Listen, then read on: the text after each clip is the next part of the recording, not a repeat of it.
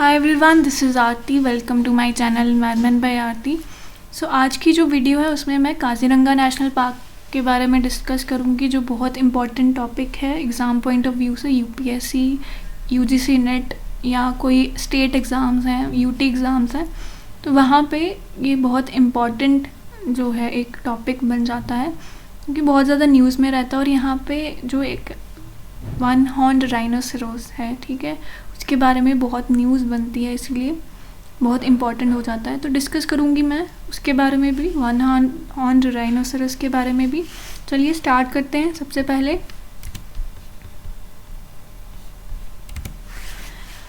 तो ये जो काजीरंगा नेशनल पार्क है उसको हार्ट ऑफ असम बोला जाता है, क्योंकि एक इंडिया का, ईस्टर्न इंडिया का एक ऐसा एरिया, लास्ट एरिया है जो कि अनडिस्टर्ब्ड है ह्यूमन प्रेजेंस के लिए। क्योंकि आपने देखा है कि ह्यूमन इंटरफेरेंस आज के टाइम पे हर जगह है। आप कहीं पे भी जाओगे, कोई एक्सप्लोर किए बिना इंसान जो है वो रहा नहीं है कोई भी जगह।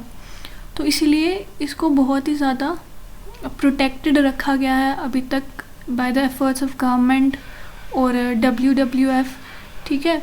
क्योंकि यहाँ पे जो राइनोसेरोस है, वन हॉर्न्ड राइनोसेरोस है, ये बहुत इम्पॉर्टेंट एक एनिमल है इस जगह का या इस पार्क का, जिसकी पॉपुलेशन एक टाइम पे बहुत ज़्यादा डिक्लाइन हो गई थी। उसको रिवाइव करने के लिए इस पार्क को प्रोटेक्ट किया गया। और आज आप देखते हैं कि वर्ल्ड्स लार्जेस्ट पॉपुलेशन जो है वन हॉर्न्ड राइनोसेरोस की आपको यहाँ पे मिलेगी, ठीक है। और यहाँ इसके साथ साथ एनिमल्स और भी हैं, कुछ मैमल्स हैं जैसे टाइगर्स हैं, एलिफेंट्स हैं, पैंथर्स, बियर्स, और बर्ड्स की पॉपुलेशन भी बहुत ज़्यादा आपको यहाँ पे देखने को मिलेगी, ठीक है। अब बात करते हैं लोकेशन की। तो ये जो पार्क है ये लोकेटेड है असम में। असम के जो गोलाघाट और नागाउन डिस्ट्रिक्ट हैं वहाँ पे आपको ये मिलेंगे। अगर मैप पे आप देखें तो इस जगह पे असम है, ठीक है, नॉर्थ ईस्टर्न इंडिया, या आप कह सकते हैं सेवन सिस्टर्स जो हैं उसका एक पार्ट है। और इन डिस्ट्रिक्ट्स में, गोलाघाट और नागाउन डिस्ट्रिक्ट में काजीरंगा नेशनल पार्क लोकेटेड है, ठीक है, देख सकते हैं आप मैप पे। अब अगर बात करें एरिया की, तो एरिया जो ये कवर करता है वो है अप्रॉक्सीमेटली 430 किलोमीटर स्क्वायर, ठीक है। और ये लोकेटेड है कहाँ पे? ब्रह्मपुत्रा वैली फ्लड प्लेन पे, ठीक है। ये बहुत इम्पॉर्टेंट एक क्वेश्चन है। एक तो रिवर कौन सा फ्लो कर रहा है यहाँ पे? ब्रह्मपुत्रा जो मेजर रिवर है यहाँ पे फ्लो करता है। और ये क्वेश्चन भी बन सकता है कि जो काजीरंगा नेशनल पार्क है वो किस रिवर के फ्लड प्लेन पे लोकेटेड है, ठीक है। तो वो आंसर होगा ब्रह्मपुत्रा, ठीक है। और ब्रह्मपुत्रा के अलावा यहाँ पे और भी रिवर्स हैं, जैसे कि दिलफू है, मोरा धनसिरी है, ठीक है। अब बात करते हैं हिस्ट्री की। तो हिस्ट्री अगर देखें तो 1908 में काजीरंगा को डेजिग्नेट किया गया था एक रिजर्व फॉरेस्ट, ठीक है। मतलब एक एरिया को, जब एक फॉरेस्ट को हम प्रोटेक्ट करते हैं ह्यूमन एक्टिविटीज़ से, तो उसको हम रिजर्व फॉरेस्ट बना देते हैं कि ताकि वहाँ पे हंटिंग ना हो, ठीक है, एनिमल्स की हंटिंग ना हो, वहाँ पे एक्सप्लॉयटेशन ना हो, ओवर एक्सप्लॉयटेशन ना हो रिसोर्सेज की, ठीक है। लेकिन 1916 में वापस से इसको रीडेजिग्नेट किया गया काजीरंगा गेम सेंचुरी। उसके बाद जो काजीरंगा गेम सेंचुरी है उसका नाम बदल दिया गया काजीरंगा वाइल्ड लाइफ सेंचुरी। 1950 में ये नाम किसने दिया था? PD स्ट्रेसी, ठीक है, जो एक फॉरेस्ट कंजर्वेशनिस्ट थे। उसके बाद इस पार्क को डेजिग्नेट किया गया नेशनल पार्क 1968 में। लेकिन जो ऑफिशियल स्टेटस है या फिर आप कह सकते हैं कि ऑफिशियली जो नेशनल पार्क इसको डिक्लेयर किया गया था बाय सेंट्रल गवर्नमेंट ऑन 11 फरवरी 1974, ठीक है। ऑफिशियल जो स्टेटस है इसको नेशनल पार्क का मिला था 1974। और 1985 में ये बहुत इंपॉर्टेंट चीज़ है, इसको आप याद रख सकते हैं कि वर्ल्ड हेरिटेज साइट जो है इसको डिक्लेयर किया गया था। किसने किया था? यूनेस्को ने। क्योंकि यहाँ का जो एनवायरनमेंट था वो बहुत यूनिक था। एक तो यहाँ पे वन हॉर्न्ड राइनोसेरोस जो हैं वो मिलते हैं, क्योंकि वन हॉर्न्ड जो राइनोसेरोस हैं वो आपको बहुत ज़्यादा कंट्रीज़ में नहीं मिलेंगे। आपको नेपाल, भूटान, इंडिया में ही ज़्यादातर देखने को मिलेंगे। इसीलिए इसको वर्ल्ड हेरिटेज साइट घोषित किया गया। एक तो यहाँ का जो राइनो है या इंडियन राइनो है, इसको प्रोटेक्ट करने के लिए भी ये कदम उठाया गया। ठीक है, अब इस पार्क को डिक्लेयर किया गया टाइगर रिजर्व 2006 में। ठीक है, ये भी बहुत इम्पॉर्टेंट एक पार्ट है। अगर आपको पूछा जाए कि काजीरंगा नेशनल पार्क को टाइगर रिजर्व कब डिक्लेयर किया गया, तो 2006 में। अब बात करते हैं इस जगह के क्लाइमेट की। तो क्लाइमेट यहाँ पे 3 तरह के आपको सीजन्स दिखेंगे, समर, मानसून और विंटर। ठीक है, विंटर सीजन जो है वो ये रीजन एक्सपीरियंस करता है नवंबर और फरवरी के बीच में। ठीक है, माइल्ड और ड्राई आपको मिलेगा, और जो टेम्परेचर है वो हाई जाता है कितना 25 डिग्री सेल्सियस तक, और लो होता है 5 डिग्री सेल्सियस तक। ठीक है, मॉनसून यहाँ पे बहुत ज़्यादा आपको प्रेवलेंट देखेगा जून टू सितंबर, और जब पीक सीज़न होता है, यहाँ पीक मंथ्स होते हैं जुलाई और अगस्त के, यहाँ पे 3/4 जो पार्क है वो ऑलमोस्ट क्या होता है, पानी में सबमर्ज्ड होता है। ठीक है, जो वेस्टर्न रीजन है इस पार्क का वो डूबा हुआ होता है पानी में, क्योंकि ब्रह्मपुत्र का जो लेवल है, वाटर लेवल है, बहुत ज़्यादा राइज कर जाता है रेनफॉल की वजह से। ठीक है, बारिश के पानी से उसका लेवल इंक्रीज़ हो जाता है मानसून से, तो यहाँ पे जो एरिया है वो सबमर्ज हो जाता है। ठीक है, अब 2016 में ये देखा गया था 3 अगस्त 2016 में कि 70% जो पार्क है, नेशनल पार्क है, वो फ्लडेड था। ठीक है, तो आप देख सकते हैं यहाँ पे कितना इम्पैक्ट होता है उस वहाँ की बायोडाइवर्सिटी पे, वहाँ के एनिमल्स पे, फ्लड्स की वजह से। ठीक है, बात करते हैं वेजिटेशन की। तो वेजिटेशन यहाँ पे आपको मेनली 4 टाइप्स की मिलेगी। एलुवियल इंडेंटेटेड ग्रासलैंड्स, ठीक है, alluvial savanna woodlands, tropical moist mixed deciduous forest, tropical semi evergreen forest. ठीक है, अब ग्रासलैंड्स मैंने अगर आपने देखा होगा, मैंने इकोसिस्टम के बारे में पढ़ाया था। तो ग्रासलैंड्स क्या होते हैं, मेनली एक ट्रांजिशन एरिया होता है बिटवीन डेजर्ट एंड फॉरेस्ट। ठीक है, जहाँ पे आपको ग्रासेस, हर्ब्स, श्रब्स दिखेंगे। ठीक है, वहाँ पे आपको ट्रीज़ नहीं दिखेंगी। तो वैसा ही एक वेजिटेशन आपको वहाँ पे मिलता है, जैसे एलिफेंट ग्रास होगी। ठीक है, फिर उसके बाद सवाना वुडलैंड्स। ठीक है, उसके बाद tropical moist mixed deciduous forest. ठीक है, डेसिडियस फॉरेस्ट वो होते हैं जो अपनी लीव्स को शेड करते हैं। ठीक है, तो यहाँ पे मिक्स टाइप मिलेंगे, या फिर मॉइस्ट डेसिडियस फॉरेस्ट मिलेंगे। मॉइस्ट का मतलब कि यहाँ पे रेनफॉल आपको अच्छी खासी मतलब देखने को मिलेगी, क्योंकि ये ट्रॉपिक्स में लोकेटेड है। फिर उसके बाद tropical semi evergreen forest. Tropical semi evergreen forest कौन से होते हैं? एवरग्रीन फॉरेस्ट तो होते हैं जहाँ पे थ्रू आउट द ईयर वो ग्रीन रहेंगे, उनके लीव शेड नहीं होते। ठीक है, सेमी एवरग्रीन क्या हुआ, जो एक ट्रांजिशन है बिटवीन डेसिडियस एंड एवरग्रीन।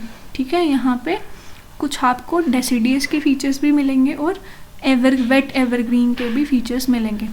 ठीक है, नेक्स्ट देखते हैं फ्लोरा यहाँ का।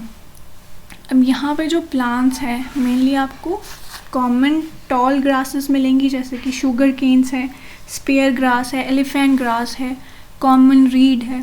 ठीक है, फोब्स भी यहाँ पे आपको मिलेंगे, और कुछ प्लांट्स जैसे कुंभी है, इंडियन गूसबेरी है, कॉटन ट्री, एलिफेंट एप्पल।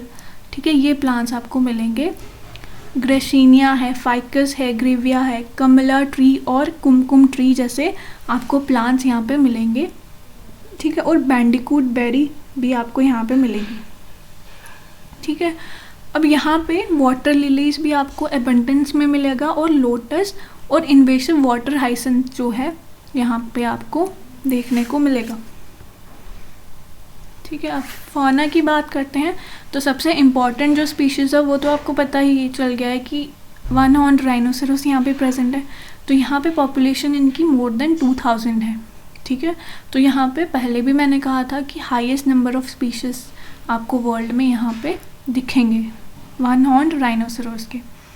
और यहाँ पे जो वाटर बफेलो है उसकी पॉपुलेशन भी आपको यहाँ पे दिखेगी। अराउंड 57% जो है वर्ल्ड की पॉपुलेशन यहाँ पे आपको मिलेगी वाटर बफेलो की। ठीक है। उसके अलावा आपको बहुत सारे हर्बीवोर्स मिलेंगे। ईस्टर्न स्वैम्प डियर है, जैसे हॉक डियर है, एलिफेंट है, गोर है, सांबर है, वाइल्ड बोर है, इंडियन मुंस्टैक है, और बाकी बहुत सारे स्पीशीज़ हैं। Bengal tigers, leopards, jungle cat, fishing cat, और भी बहुत सारे एनिमल्स। ठीक है। अब 2006 में क्योंकि इसको डिक्लेयर किया था टाइगर रिजर्व, तो उसके बाद से यहाँ पे टाइगर की डेंसिटी जो है वो सिग्निफिकेंटली इंक्रीज़ हुई। ठीक है, टाइगर की पॉपुलेशन भी यहाँ पे इंक्रीज़ हुई। अब बाकी जो एनिमल्स हैं जैसे Bengal fox, golden jackal, Indian grey mongoose, Indian pangolin, Chinese pangolin, Assamese macaque, ठीक है, हुलॉक गिब्बन्स, ऐसे एनिमल्स आपको यहाँ पे दिखेंगे। अब यहाँ पे आपको जो गैंजेस डॉल्फिन है उसका भी आपको घर यहाँ पे दिखेगा, क्यों वो जो बहुत ही ज़्यादा एंडेंजर्ड स्पीशीज़ मानी जाती है इंडिया की। ठीक है। उसके बाद यहाँ पे आपको बर्ड्स बहुत ज़्यादा दिखेंगे, तो इसको रिकॉग्नाइज़ क्या किया गया as an important bird area by wild life international. ठीक है, ये भी बात आप याद रखेंगे कि इस एरिया को रिकॉग्नाइज़ किया गया है as a important bird area. ठीक है, इम्पॉर्टेंट बर्ड एरिया और IBA। अब यहाँ पे बहुत सारी बर्ड्स होती हैं क्योंकि यहाँ पे वाटर बॉडीज़ बहुत ज़्यादा हैं, तो यहाँ पे माइग्रेटरी बर्ड्स बहुत ज़्यादा दिखेंगी, वाटर बर्ड्स, स्क्वेवेंजर्स, प्रेडेटर्स और गेमिंग बर्ड्स। ठीक है, यहाँ पे आपको 450 स्पीशीज़ से ज़्यादा जो हैं बर्ड्स जो है आप स्पॉट करने को मिलेंगी, जैसे कि ब्लैक नेक स्टोक है, वाइट फ्रंटेड गूस है, ग्रेटर एडजुटेंट है, फेरिगुनस डक है, ठीक है, एशियन ओपन बिल स्टॉक है। ठीक है, इस तरह की बहुत ज़्यादा बर्ड्स आपको दिखेंगी। और यहाँ पे एग्जॉटिक बर्ड्स भी हैं जो माइग्रेटरी बर्ड्स हैं, जो माइग्रेट करती हैं। कहाँ से आती हैं वो? सेंट्रल एशिया से। आपको विंटर्स में यहाँ पे ये काजीरंगा नेशनल पार्क में वो बर्ड्स मिलेंगी। ठीक है, अब बात करते हैं वन हॉर्न राइनोसेरोस की। ठीक है, क्योंकि ये बहुत इम्पॉर्टेंट स्पीशीज़ है, इसके बारे में हम बात करते हैं। सबसे पहले साइंटिफिक नेम जो है इसका है राइनोसेरोस यूनिकॉर्निस। ठीक है, यूनिकॉर्निस आपने एक एनिमल है, एक आप कह सकते हैं फैनेटिक एनिमल है जिसका एक हॉर्न देखने को मिलता है, तो उसको फिक्शंस में बहुत ज़्यादा उसका जिक्र है क्योंकि इसका एक हॉर्न है उसी की तरह, इसका नाम इसीलिए यूनिकॉर्निस रखा गया। ठीक है, राइनोसेरोस यूनिकॉर्निस। ठीक है, इसका नाम ग्रेटर वन हॉर्न राइनो और इंडियन राइनो इसको बोला जाता है, और ये लार्जेस्ट राइनो स्पीशीज़ है वर्ल्ड का। ठीक है, अब पहले इसकी जो पॉपुलेशन है वो नॉर्दर्न पार्ट में, इंडिया का जो नॉर्दर्न पार्ट है, हर जगह आपको इसकी पॉपुलेशन दिखती थी, लेकिन धीरे धीरे क्या हुआ, इनकी पॉपुलेशन डिक्लाइन हो गई क्योंकि इनका हंटिंग बहुत ज़्यादा हुई, स्पोर्ट्स के लिए इनको किल किया गया। ठीक है, क्योंकि ये फील्ड्स में आते थे, एग्रीकल्चर पेस्ट की तरह इनको माना गया, तो इनको किल किया गया, इनके हॉर्न के लिए इनको किल किया गया। ठीक है, अब जो इनकी पॉपुलेशन है वो आपको मिलेगी एलुवियल ग्रासलैंड जो है तराई रीजन इंडिया की, वहाँ पे भूटान में, नेपाल में और ब्रह्मपुत्रा बेसिन में। ठीक है, अब हैबिटेट की अगर बात करें तो हैबिटेट कहाँ पे है इनका? ट्रॉपिकल एंड सब ट्रॉपिकल ग्रासलैंड, सवानास एंड श्रबलैंड्स। जो ग्रेटर वन हॉर्न राइनोसेरोस है इसको डिफ़ाइन किया जाता है या फिर आइडेंटिफाई किया जाता है, इनका जो हॉर्न है ब्लैक हॉर्न है, अबाउट 8 to 25 इंचेस लॉन्ग, और ग्रे ब्राउन जो इनकी हाइड है, यहाँ पर स्किन है। ठीक है, जो आर्मर प्लेटेड है, यानी कि जैसे कवच जैसी जो होती है उस तरह की जो एक अपीयरेंस है इनकी देखी जाती है।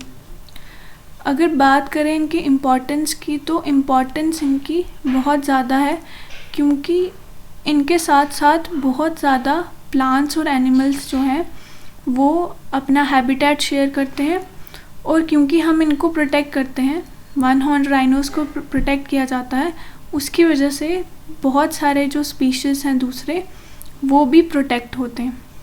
ठीक है, आप कह सकते हैं अम्ब्रेला इफ़ेक्ट जिस तरह होता है। तो अम्ब्रेला इफ़ेक्ट में क्या होता है कि एक स्पीशीज़ को हम जब प्रोटेक्ट करते हैं तो बाकी उसके साथ जो रिलेटेड स्पीशीज़ हैं या उस एरिया में जो भी स्पीशीज़ हैं वो प्रोटेक्ट हो जाते हैं ऑटोमेटिकली। ठीक है, अब ये एक नेशनल प्राइड की तरह भी माना जाता है क्योंकि कंट्रीज़ में बहुत सारी कम कंट्रीज़ में ये मिलता है, जैसे कि मैंने बोला भूटान, नेपाल, इंडिया, और इसीलिए इनको एक सिंबल ऑफ नेशनल प्राइड माना जाता है। अब एक और बेनिफिट इनका क्या होता है कि क्योंकि ये टूरिज़्म जो है वो जनरेट करते हैं, टूरिज़्म के लिए हेल्प करते हैं, तो रेवेन्यू जनरेट होता है जहाँ पे इनकी पॉपुलेशन होगी। ठीक है, उसके बाद हम थ्रेट्स की बात करें तो थ्रेट्स में है इनको क्या क्या जो है इफ़ेक्ट्स हैं ह्यूमन इंटरफेरेंस की वजह से, या इनको और भी कौन से खतरे हैं ह्यूमन पॉपुलेशन से या और चीज़ों से, उसके बारे में बात करेंगे। तो सबसे पहले जो हैबिटेट लॉस है, ठीक है, इनका हैबिटेट लॉस हो रहा है क्योंकि बहुत ज़्यादा जगहों पे कंस्ट्रक्शन की जाती है, कहीं पे कुछ रेलवे लाइन निकाली जा रही है, ठीक है, उसकी वजह से इनका हैबिटेट लॉस होता है और फ्रेगमेंटेशन हो जाती है। ठीक है, जब हैबिटेट्स क्या हो जाते हैं, डिवाइड हो जाते हैं किसी भी रोड की कंस्ट्रक्शन की वजह से या फिर रेलवे की लाइन की कंस्ट्रक्शन की वजह से। दूसरा, पोचिंग इनकी बहुत ज़्यादा होती है, इनकी हंटिंग होती है क्योंकि ऐसा माना जाता है कि जो इनके हॉर्न्स होते हैं उसमें मेडिसिनल वैल्यूज़ होती हैं। ठीक है, इसलिए इनको मारा जाता है। आप देख सकते हैं स्क्रीन पर कितना क्रूअल तरीके से जो एक लाइव एनिमल है उसको हॉर्न के लिए इतना क्रूएलिटी जो है वो दिखाई जाती है। ठीक है, फिर उसके बाद population density and genetic diversity. अगर हम बात करें इनकी पॉपुलेशन की तो काजीरंगा में इनकी बहुत ज़्यादा पॉपुलेशन डेंसिटी है। ठीक है, उसकी वजह से क्या होता है, जब पॉपुलेशन इंक्रीज़ हो जाती है तो जो कंपटीशन है वो ऑटोमेटिकली इनमें इंक्रीज़ हो जाता है, फूड के लिए, रिसोर्सेज के लिए, रिप्रोडक्शन के लिए। ठीक है, तो उसकी वजह से इनका पॉपुलेशन जो है वो डिक्लाइन हो रहा है। और क्योंकि इनकी जो जेनेटिक डाइवर्सिटी है वो इतनी ज़्यादा नहीं है, ये कन्फाइंड है सिर्फ कुछ ही एरियाज़ में, और एक ही स्पीशीज़ जो है इनका, एक ही जेनरा जो है इनका वो यहाँ पे मिलता है, इसलिए इनको रिस्क है पॉपुलेशन डिक्लाइन होने का। ठीक है, अब यहाँ पे फ्लड्स जो है, पहले भी मैंने बात की, फ्लड्स की वजह से भी इनको बहुत ज़्यादा खतरा है। जैसे कि आपने देखा कि मॉनसून में बहुत ज़्यादा जो एरिया है ये सबमर्ज हो जाता है, इसलिए इनको बहुत खतरा है, यहाँ रिस्क है। बात करते हैं कंजर्वेशन स्टेटस की, तो IUCN रेड लिस्ट में इनको वल्नरेबल कैटेगरी में रखा गया। एक टाइम था जब इनको कहाँ पे था, ये क्रिटिकली एंडेंजर्ड जो है लिस्ट में पहुंच गए थे, IUCN रेड लिस्ट में, क्योंकि बहुत ज़्यादा इनकी पॉपुलेशन जो है वो डिक्लाइन हो गई थी। लेकिन उसके बाद जो काम हुआ इन पर, इनके कंजर्वेशन प्रोजेक्ट जो स्टार्ट हुए, उसकी वजह से इनकी पॉपुलेशन में राइज आया। ठीक है, साइट्स में इनको देखा गया है अपेंडिक्स 1 में, वाइल्ड लाइफ प्रोटेक्शन एक्ट 1972 में इनको स्केड्यूल 1 में रखा गया। और अपेंडिक्स 1 का मतलब कि हाईली प्रोटेक्टेड है, यहाँ पे आप इनका बिल्कुल भी ट्रेड नहीं कर सकते। ठीक है, 1972 का जो एक्ट है वाइल्ड लाइफ प्रोटेक्शन एक्ट, उसमें इसको स्केड्यूल 1 में रखा गया, जिसका मतलब ही यही है, इसको हाईली प्रोटेक्टेड कैटेगरी में रखा गया है। ठीक है, अब वर्ल्ड राइनो डे जो है वो सेलिब्रेट किया जाता है या ऑब्ज़र्व किया जाता है सितंबर 22 को वर्ल्ड राइनो डे जो है वो हर साल ऑब्ज़र्व किया जाता है। बात करते हैं इनके कंजर्वेशन के लिए जो स्टेप्स उठाए गए हैं इंडिया में। तो 1986 में क्या हुआ था कि इनको एंडेंजर्ड स्पीशीज़ जो है वो स्टेटस मिल गया था, क्रिटिकली एंडेंजर्ड तक भी ये पहुंच गए थे। लेकिन उसके बाद जो पॉलिसीज़ आई, जैसे कंजर्वेशन प्रोजेक्ट्स हैं इंडिया में, जो इंडियन वाइल्ड लाइफ जो इंस्टीट्यूट है और गवर्नमेंट ऑफ इंडिया के जो कोलैबोरेशन है, उनकी वजह से राइनोज़ की पॉपुलेशन 200 से, जब 19वीं सेंचुरी में इनकी पॉपुलेशन 200 तक हो गई थी, लेकिन अब प्रेजेंट में इनकी पॉपुलेशन 3000 तक इंक्रीज़ हो गई है। ठीक है, क्योंकि बहुत ही ज़्यादा स्ट्रिक्ट पॉलिसीज़ लाई की थी इनके लिए, इनकी जो प्रोटेक्शन के लिए। तो ऐसा भी देखा गया है कि यहाँ पे शूट एट साइट का ऑर्डर भी दिया जाता था अगर कोई इलीगल इनके ट्रेड कर रहा है, इनकी पोचिंग कर रहा है। तो इसीलिए जो कंजर्वेशन है वो इतना सक्सेसफुल यहाँ पे देखा गया। अब बात करते हैं एक और प्रोजेक्ट की, या फिर हम कह सकते हैं प्रोजेक्ट राइनोसेरोस की, जो 2005 में गवर्नमेंट ऑफ असम ने डिसाइड किया कि हम राइनोस को रीइंट्रोड्यूस करेंगे, ठीक है, इंडिया में। और इस प्रोजेक्ट को नाम दिया गया, इस प्रोग्राम को नाम दिया गया द इंडियन राइनो विजन 2020, ठीक है। अब ये जो इंडियन राइनो विजन 2020 था, ये इनिशिएट किया गया था as a collaboration between Assam forest department, international rhino foundation और world wild life fund India, ठीक है।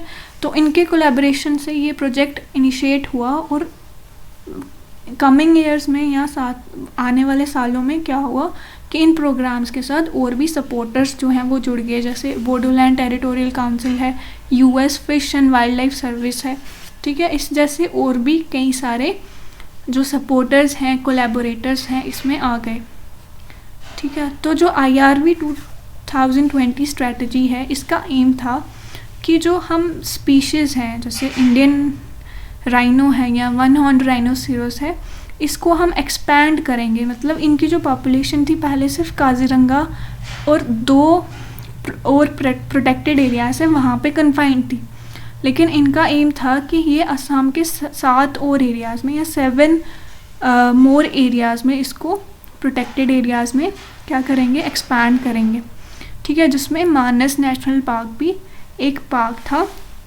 और दूसरे जो पार्क्स थे वो थे Dibru Saikhowa wild life sanctuary, Laokhowa Burha Chapori wild life century, ठीक है। अब इनकी पॉपुलेशन को रिस्क था डिक्लाइनेशन का, क्योंकि ये 80% पॉपुलेशन जो थी वो कंसंट्रेटेड थी काजीरंगा नेशनल पार्क में, ठीक है। तो हाई पॉपुलेशन डेंसिटी की वजह से इनको रिस्क था कि ये यहाँ पे पोचिंग जो है वो इंक्रीज़ हो सकती है, इनकी डिज़ीज़ जो है वो बहुत आसानी से फैल सकता है, कोई भी नेचुरल डिज़ास्टर अगर हो जाए तो पॉपुलेशन जो है वो एकदम से डिक्लाइन हो जाएगी, हैबिटेट डिग्रेडेशन का यहाँ पे रिस्क था, ठीक है। तो इसीलिए डिसाइड किया गया कि इस पार्क से जो एनिमल्स हैं उनको शिफ्ट किया जाएगा दूसरे प्रोटेक्टेड एरियाज़ में। अब सक्सेसफुल री-इंट्रोडक्शन हुई थी 20 राइनोज़ को सबसे पहले मानस नेशनल पार्क में जो है वो शिफ्ट किया गया। अब करंटली वहाँ पे 43 राइनोज़ आपको मिलते हैं। जो फर्स्ट ट्रांसलोकेशन है वो हुई थी 2008 में, जब 2 एडल्ट मेल्स जो हैं, मेल राइनोज़ हैं, उनको मूव किया गया था पबियोत्रा वाइल्ड लाइफ सेंचुरी से मानस नेशनल पार्क में, ठीक है। अब ओवर द नेक्स्ट 4 ईयर्स यहाँ पे क्या हुआ, 16 और राइनोज़ को मूव किया गया काजीरंगा नेशनल पार्क से और पबित्रा वाइल्ड लाइफ सेंचुरी से मानस में, ठीक है, मानस नेशनल पार्क में। और लास्ट जो राइनोसेरोस हैं वो लास्ट 2 हुए थे ट्रांसलोकेट कब, फरवरी 2020 में, ठीक है। तो इस प्रोजेक्ट को बहुत ही ज़्यादा सक्सेस मिला और यहाँ पे इन्होंने कंट्रीब्यूट किया बहुत ज़्यादा कि पॉपुलेशन जो है वो इंक्रीज़ हो गई अप टू 3000, ठीक है, across the 7 protected areas by the end of 2020। तो 200 से 3000 पॉपुलेशन जो है वो इनकी पहुंचाना, ये बहुत बड़ा सक्सेस का जो है काम हुआ था, क्योंकि आसान नहीं होता कि आप 200 से 3000 जो है पॉपुलेशन है वो बढ़ा दो, और वो भी इतने कम टाइम में, ठीक है। तो यहाँ पे स्ट्रिक्ट जो है पॉलिसी और स्ट्रिक्ट रूल्स फॉलो हुए, इसी वजह से यहाँ पे कंजर्वेशन को सक्सेस मिला। और IRV 2020 की वजह से जो मानस नेशनल पार्क है उसको भी एक बेनिफिट हुआ कि उसका जो रिवाइवल है वो हुआ, उसके बाद उसको भी एक स्टेटस मिला, कौन सा, यूनेस्को वर्ल्ड हेरिटेज साइट का, ठीक है। तो ये था काजीरंगा नेशनल पार्क और वन हॉर्न राइनोसेरस के बारे में जो भी इंफॉर्मेशन थी वो मैंने इस स्लाइड्स में या वीडियो में मैंने शेयर किया। तो होप आपको समझ में आया होगा, आपको अच्छा भी लगा होगा। तो वीडियो को लाइक भी करें, शेयर भी करें और सब्सक्राइब भी करें चैनल जिन्होंने नहीं किया है, ठीक है। तो नेक्स्ट वीडियो में ट्राई करूँगी कुछ और नया लेके आऊँ, ठीक है। Thank you.